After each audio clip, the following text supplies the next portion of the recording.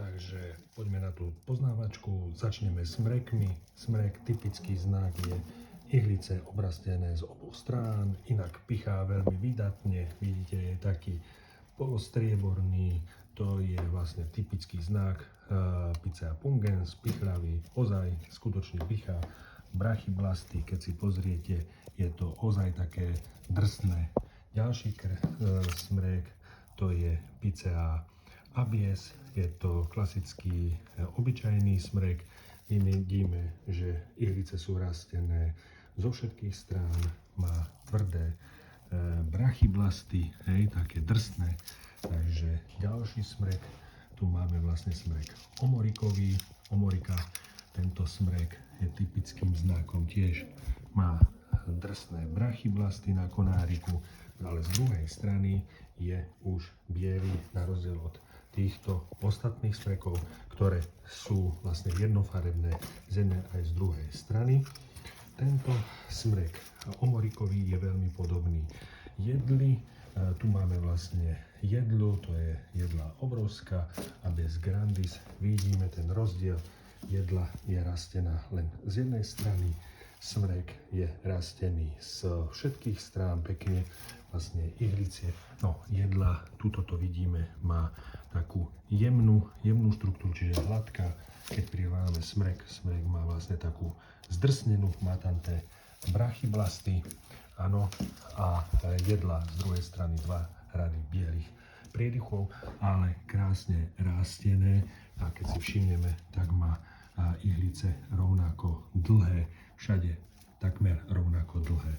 Na rozdiel od abies alba je jedla biela, ktorá vidíme, že má rád kratších ihlíc, to je to krásne vidieť, rád kratších ihlíc a potom je rád dlhších ihlíc.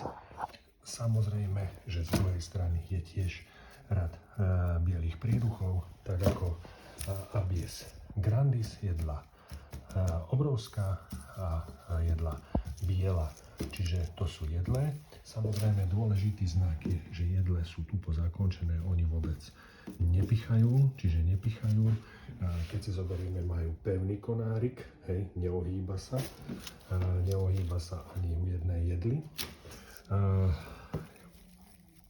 Ihlice smrekov sú pichľavé, áno.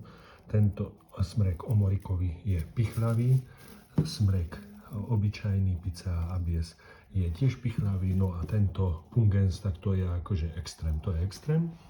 No, dostávame sa abies concolor, čiže jedla, znova vidíme concolor, strienita, že je obrastená z jednej strany, z druhej strany je plus minus rovnaká farba, ale znova je hladká kôra na tom konáriku, čiže toto je vlastne jedla concolor, jedla biela, jedla grandis, hej, abies grandis, áno. No, potom máme vlastne Douglasku alebo pseudocuga menziesi, typický znak, chytíme a ovísa, hej, ovísa, krásne ovísa.